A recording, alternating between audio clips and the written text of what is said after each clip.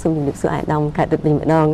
បើតាមផ្លូវច្បាប់របស់យើងតើបាត់ល្មើសព្រហ្មទណ្ឌគឺមានធៀបផ្សំអ្វីខ្លះអាយដាម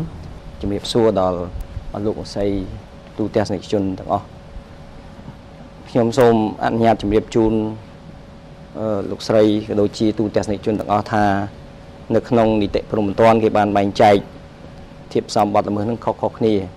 ប៉ុន្តែដោយឡែកនៅទីនេះយើងអាចកំណត់ថានៅក្នុងបាត់ល្មើសព្រហ្មទណ្ឌមួយជាទូទៅគេសង្កេតឃើញថាមានធាតុ3ចម្បងដើម្បីចូលរួមផ្សំដើម្បីបង្កើតឲ្យមានជាបាត់ល្មើសព្រហ្មទណ្ឌធាតុមួយនោះគេឲ្យឈ្មោះថាហៅថាធាតុវិញ្ញាណកូលធាតុនេះយើងហៅសាមញ្ញថាធាតុច្បាប់គឺមានន័យថាត្រូវមានច្បាប់ណាមួយចែងកំណត់ថាការប្រព្រឹត្តយ៉ាងណាខ្លះដែលគេហៅថាជាបាត់ល្មើសដែលត្រូវផ្ដន្ទាទោសធាតុទី2ឲ្យឈ្មោះថាធាតុផ្សំសច្ចានុម័ត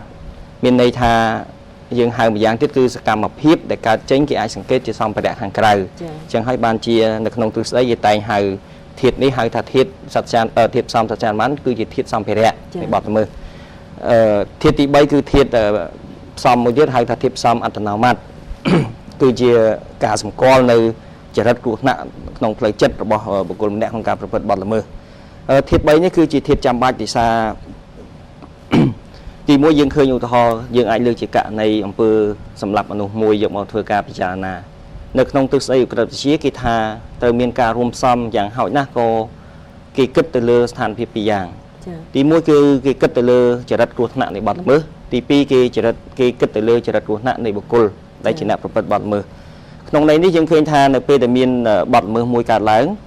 សកម្មភាពដែលស្ដែងចេញមកខាងក្រៅដែលក្នុងនេះយើងអាចពិនិត្យឃើញទៅលើស្ថានភាព3យ៉ាងទី1គឺមានន័យថាការប្រព្រឹត្តរបស់បុគ្គលហ្នឹងកាយវិការដែលគាត់ស្ដែងចេញជាសម្ភារៈមកខាងក្រៅដែលយើងអាចមើលឃើញទី2គឺតកតងជាមួយនឹងផ្ទះសនកម្មដែលបង្កឡើងដោយសកម្មភាពមួយនេះហើយបន្តមកទៀតគឺសកម្មភាពទី3ហៅថាទំនាក់ទំនងឬចំណងហេតុនិងផលមានន័យថាចំណងហេតុដោយសារតែមានអំពើទើបបណ្ដាលឲ្យមានផ្ទះសនកម្មឬនិយាយម្យ៉ាងទៀតថាមានផ្ទះសនកម្មដោយសារតែមានអំពើនោះកើតឡើងអញ្ចឹងនៅក្នុងសកម្មភាពទាំង3យ៉ាងនេះគឺយើងនៅក្នុងទ្រឹស្ដីនៃក្រឹតជាហើយជាទ្រឹស្ដីទូទៅគេអាចពិនិត្យឃើញជាក់ស្ដែងថាឧទាហរណ៍ថាមានការសម្លាប់មនុស្សមួយកើតឡើងយើងឃើញថាជននោះឧទាហរណ៍ថាយកកំបិតចាក់គេបណ្ដាលឲ្យស្លាប់អញ្ចឹងយើងឃើញតែនៅក្នុងស្ថានភាពមួយនេះច្បាប់គេចាត់ទុកថាវាគឺជាធៀបផ្សំ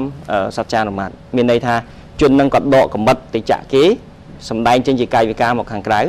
ចាក់គេបណ្ដាលឲ្យស្លាប់មរណភាពនេះគឺជាផ្ទះសនកម្មការស្លាប់នោះគឺបណ្ដាលមកពីការដែលបុគ្គលនេះយកកំបិតទៅចាក់អញ្ចឹងអាកន្លែងនេះគេឲ្យឈ្មោះថាគឺជាចំណងតាក់ទងឬគេចំណងហេតុនិងផលចា៎ប៉ុន្តែការពិនិត្យឃើញត្រឹមតែស្ថានភាពប៉ុណ្ណេះគឺមិនគ្រប់គ្រាន់ទេមានន័យថាមិនមែនបុគ្គលនោះចាក់ប៉ុណ្ណឹងយើងកំណត់យកតែទៅលើស្ថានភាពដែលជាចរិតគ្រោះថ្នាក់មកខាងក្រៅដែលយើងពិនិត្យឃើញទេ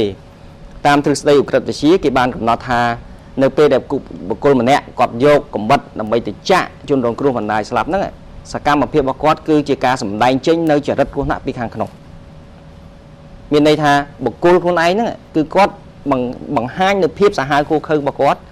បង្ហាញនៅចេតនារបស់គាត់មួយគឺធ្វើឲ្យប៉ះពាល់ទៅដល់សង្គមតាមរយៈការសម្លាប់សមាជិកសង្គមណាម្នាក់អាហ្នឹងបានជានៅក្នុងនីតិព្រហ្មទណ្ឌគេបានកំណត់ថាវាត្រូវមានធាតុសច្ចានុម័តហើយធាតុសម្ភារៈហើយប៉ុន្តែធាតុសម្ភារៈនោះគឺជាការស្ដែងចេញមកខាងក្រៅ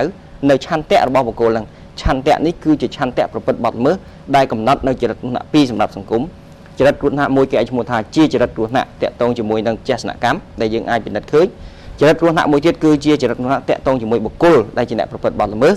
គឺខាងក្នុងបុគ្គលតែម្ដងគេយកពីរហ្នឹងបង្កើតឲ្យបានជាហៅថាធាតុផ្សំនៃអំពើសម្លាប់មនុស្សប៉ុន្តែនៅពេលដែលយើងមានធាតុផ្សំទាំងពីរនេះគឺយើងមិនទាន់អាចចាត់ទុកថាអំពើនោះគឺជាបទល្មើសព្រហ្មទណ្ឌនៅឡើយទេលុះណាតែអំពើទាំងអស់នេះត្រូវបានកំណត់ទុកជាមុននៅក្នុងច្បាប់ថាការសម្លាប់មនុស្សគឺជាបទល្មើសព្រហ្មទណ្ឌ